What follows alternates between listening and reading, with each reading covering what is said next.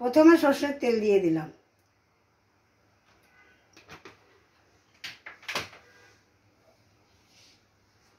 দিয়ে দিলাম একটু সাদা জিরে ফোড়ন,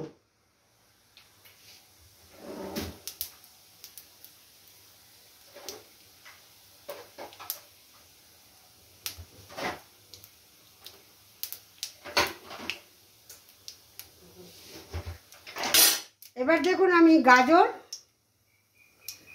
আর আলু কিছুটা বড় গ্রেটার দিয়ে আমি গ্রেট করে রেখেছিলাম।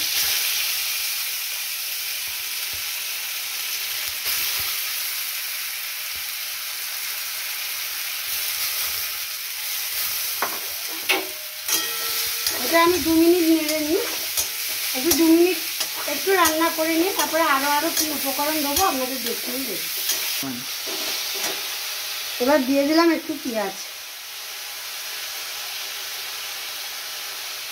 দিয়ে দিলাম লাল সবুজ কাঁচা লঙ্কা,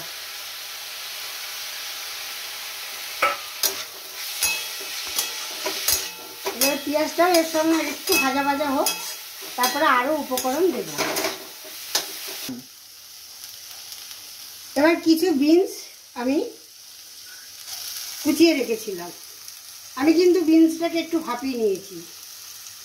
এখানে যা যা সবজি দেখছেন আমার সবই কিন্তু একটু ভাপানো, আপনারা চাইলে ডাইরেক্ট কাঁচাও করতে পারেন, একটু ভাপিয়েও নিতে পারেন, তবে আমার মনে হয় এখনকার জিনিস ভাপিয়ে নেওয়াটাই ভালো।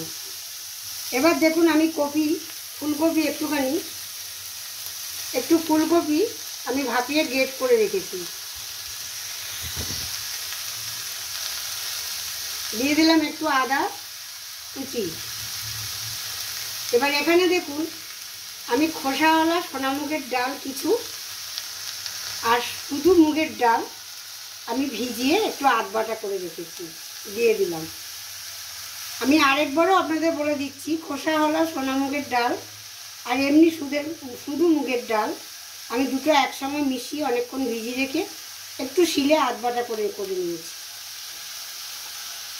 এবার দিয়ে দিলাম টমেটো কুচি, এবার দিয়ে দিলাম দেখুন হাতে করেই আমি একটু ভেঙে নিচ্ছি কড়াইশুঁটিগুলো।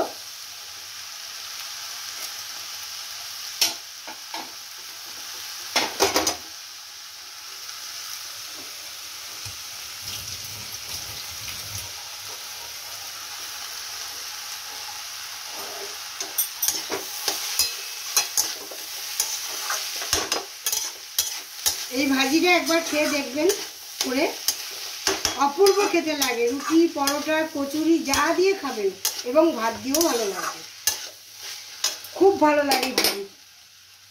এবার দিয়ে দিলাম পরিমাণ মতন একটু নুন, আমি নুন একটু কমই দিচ্ছি, পরে দেখে নেব।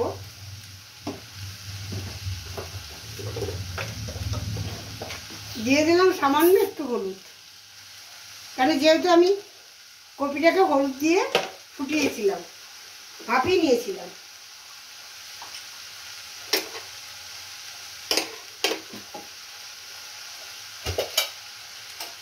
ব্যালেন্সের জন্য দেখুন আমি দিয়ে দিলাম একটু লাল চিনি,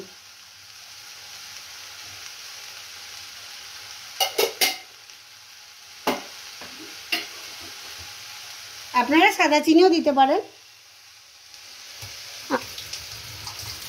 আমি লাল চিনি ইউজ করি দেখে বেশি আমি লাল চিনিটাই দিলাম।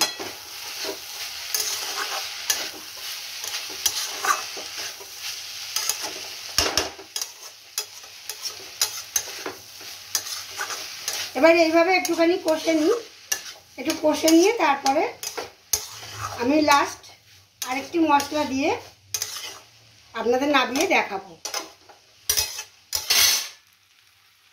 এবার দেখুন এখানে একটি আমি পাউডার করে রেখেছি, শুধু গোটা জিরে আর জোয়ান দিয়ে আমি একটু পাউডার করে রেখেছি। যদি আপনাদের মনে হয় এর সাথে একটু শুকনো লঙ্কা দেবেন, দিতে পারেন।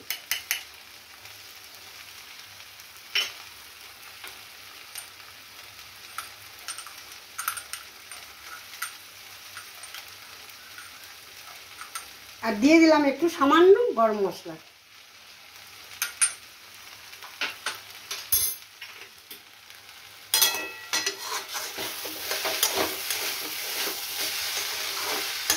আমি জিরে আর জোয়ান শুকনো কড়াই একটু ভেজে নিয়ে গুঁড়িয়ে রেখেছি। আপনারা চাইলে এতে শুকনো লঙ্কাও একটু দিতে পারেন, আমি শুকনো লঙ্কা দিইনি। আমি একটুও দেখুন জল দিইনি, আমি জল ছাড়াই কিন্তু আমার সমস্ত সবজি দেখুন সিদ্ধ হয়ে গিয়েছে। কিন্তু একটু ভালো করে কষতে হবে, আঁচটাকে একদম কমিয়ে রেখে ভালো করে কষতে হবে। আমি কষে নিয়ে আমি নামিয়ে আরেকটি উপকরণ দিয়ে আপনাদের দেখি, উপকরণটি দিয়েই আমি নামাবো।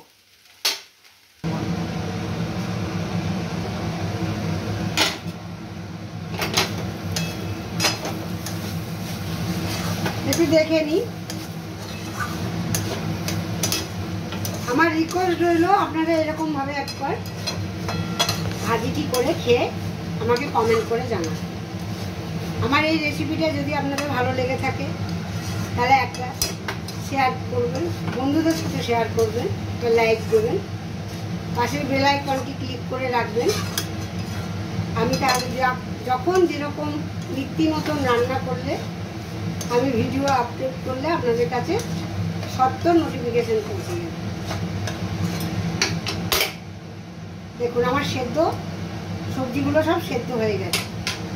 আমি লাস্ট একটু কসুরি মেথি গুলিয়ে রেখেছিলাম উপরে দিয়ে দিলাম। আপনারা যদি ধনেপাতা খেতে চান খেতে পারেন, কিন্তু আমি কসুরি মেথি দিলাম।